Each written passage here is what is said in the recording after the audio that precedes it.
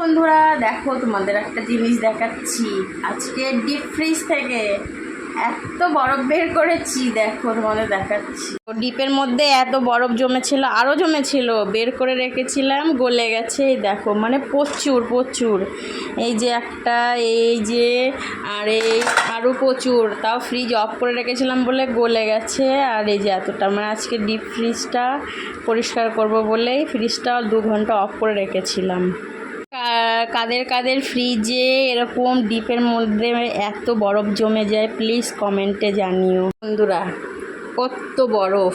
আর এই যে আইস ব্যাগগুলো রেখেছিলাম, ওইগুলো পুরো বরফ জমে গেছে। ব্যথা ট্যাথা লাগলে নেওয়া হয়। এই যে দেখো, বাপরে বাপ, এত বরফ জমেছে। আজকে না পরিষ্কার করলে মানে ডিপে কিছু রাখাই যাচ্ছে না, খোলাই যায় না, এত বরফ জমেছে। বরফগুলো কেউ নেয় নাকি দিয়ে আসি।